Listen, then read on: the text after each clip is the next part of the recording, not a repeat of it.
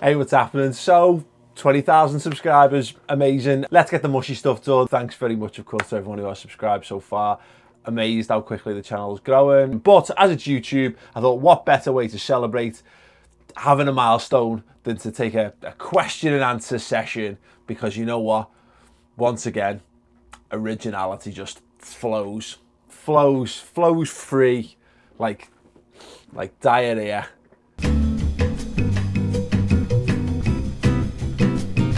So I asked you for some questions on Twitter. Now I'm going to answer them. I have via the medium of the Daily Planet mug.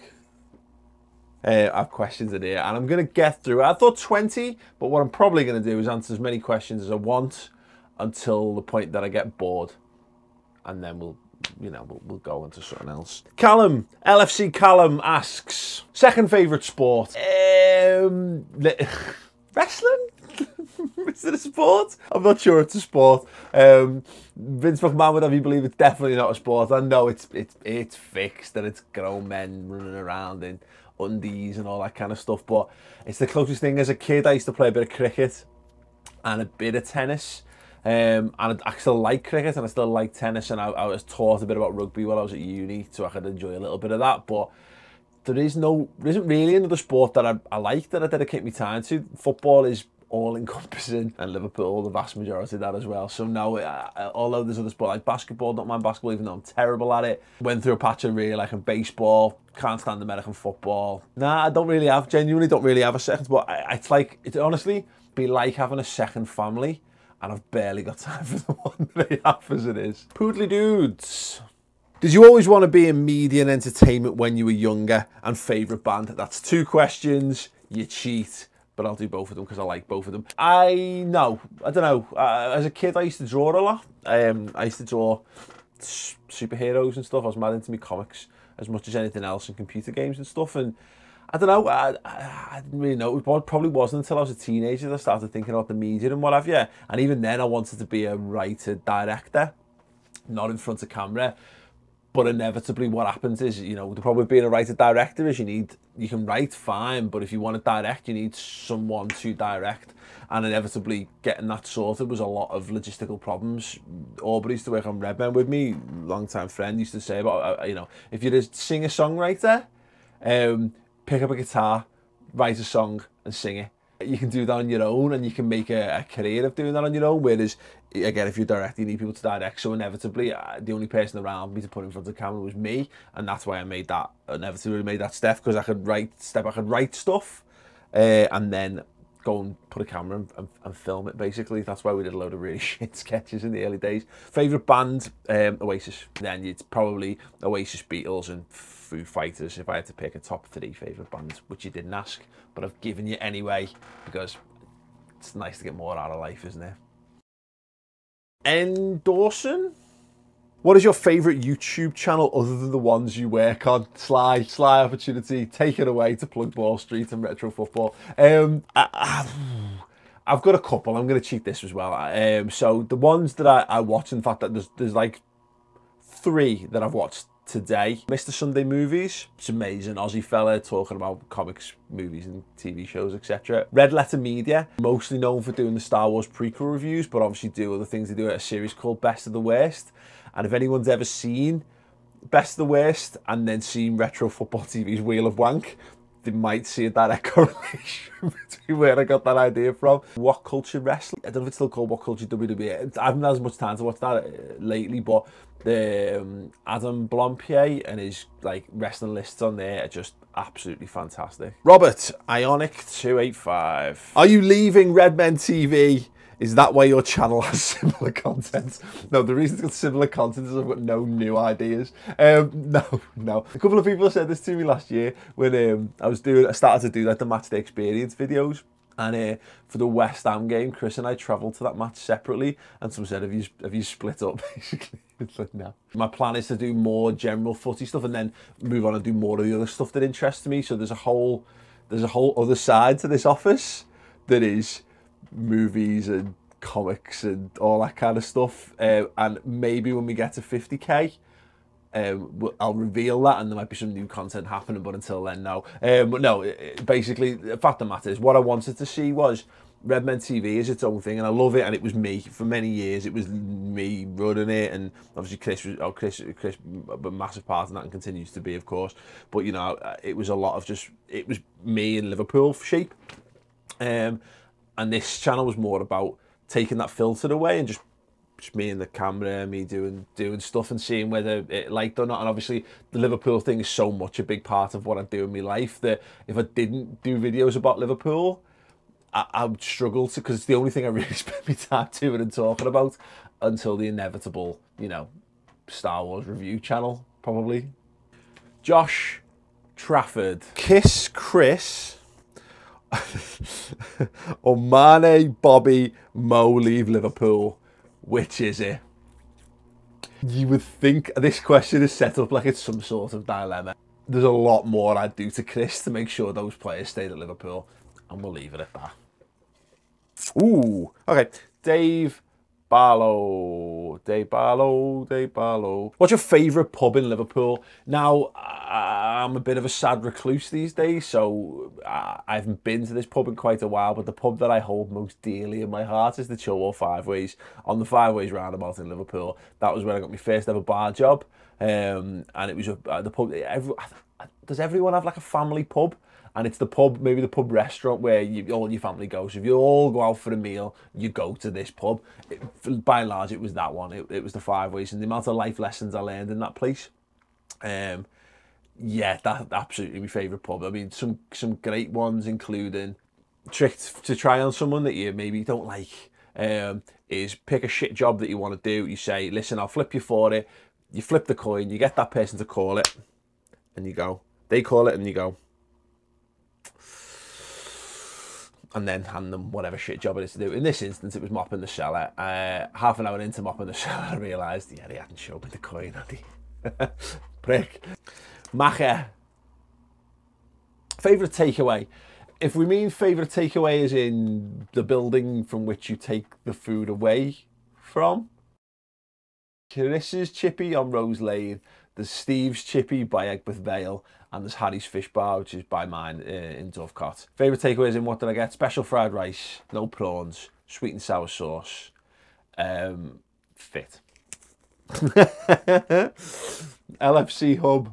So I saw this one and I thought I want to get to this one because I feel like the point of these Q&As is to get to know people a little bit better as people. So when LFC Hub _ asks, is pineapple on pizza acceptable? And I tell you, it is not just acceptable, it should be mandatory. Then I apologise for the people who will necessarily froth at the mouth at that, but it's fine and I really like it. So I like a nice spicy pizza, maybe a barbecue base, and then having pineapple just to mix it up, just to make it a bit sweeter. I've got a sweet tooth, what can I say? I like pineapple on a pizza and I like milky tea. Okay, Sufyan Irfan. What's your heritage? E.g., have any Irish blood? I'm not sure. I think probably just British, which is a bit shit. I'd love to have more Spanish heritage or something to be a bit more exotic. But I think there's some Irish in there somewhere. My grandmother was Hayden, which is an Irish name, I believe, but nothing gutting, because when you're a kid and you discover this is a thing, you want to know if you can play for another team internationally. I think surely we've all done that at some point as kids playing footy. Am I eligible to play for another country? And the answer, I think, unfortunately, is absolutely no. Nihal Arumagum. Who's your favourite Beatle? So I've got the worst answer to this question, and the answer is Paul McCartney. And it shouldn't be the worst answer, it's the correct answer. Because, listen, John Lennon's amazing. I probably, maybe all told, do I like Lennon's music slightly more? Maybe. But then there's more of Lennon's music that I fucking hate. No, Paul McCartney, because I was named after him. I was named after Paul McCartney. There's a little known fact. Paul James, even though Paul McCartney is known as Paul James McCartney, but Paul McCartney was actually born James Paul.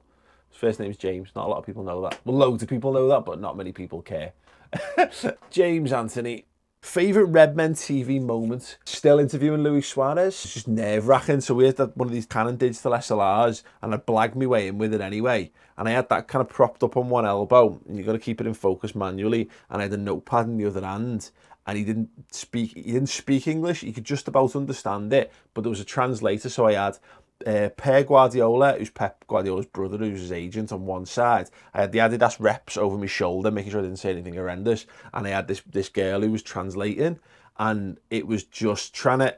And I got the first two questions. I did the first two questions, and I tried to be too funny. First two questions, and they bombed. They absolutely bombed, and I was dying. I was absolutely dying, and I pulled it round, and it ended up being a good interview, even though trying to explain what nutmeg is in Uruguayan Spanish is difficult. First big interview we did, and no one knew at the time how Luis Suarez's career was going to progress, but I've got a t-shirt in this room somewhere, Redmen t-shirt signed by him. There's one of my pride and joys as well off the back of that. So yeah, favourite Redmen moments, Luis Suarez.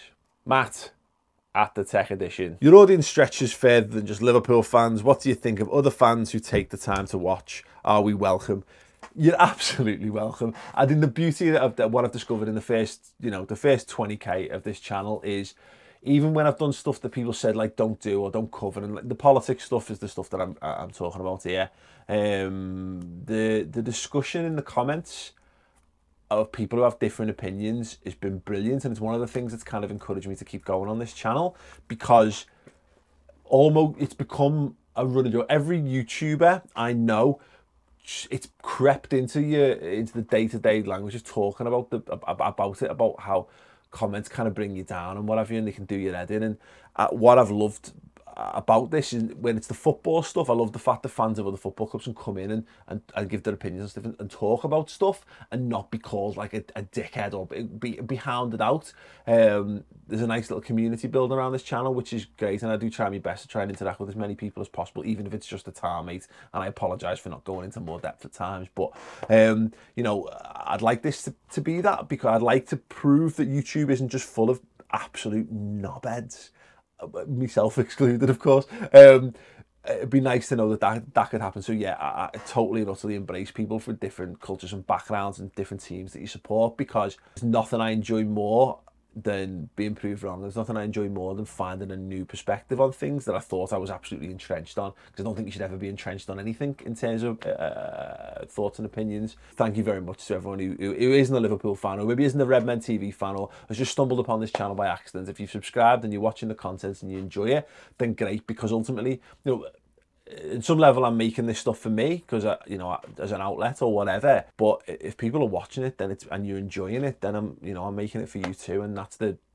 joy and the genuine beauty of YouTube, is being able to be plugged in somewhere and being able to communicate with people around the world. And if people share my sense of humour or get something back from this, even if it's only 2 minutes of entertainment, then amazing, long may it continue. So yeah, I guess that'll do. Thanks very much for sending all the questions in. Obviously loads more that people have sent in. We'll do another one of these when we get to 50k, and I will reveal what's there over there. It's good, it's different, and hopefully more interesting content to come. If you've got stuff that you like on the channel, particular favourites, let me know in the comments below. Share the videos, as always. Give the videos a thumbs up, and as I say, encourage people if you think they'll be into the kind of stuff that we're doing as well here.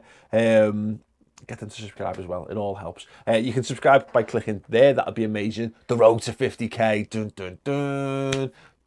I can't be asked to do music. That's all I'm going to do on that. I might... There you go. Drama. So yeah, thanks. Subscribe to Maych TV for more. There's another video that I've done that should have more views. The best edited video ever done is that. It's in Berlin on tour with Redmen TV. If you're not into Redmen TV or Liverpool, watch it and just let me know your thoughts on the editing style. Ta.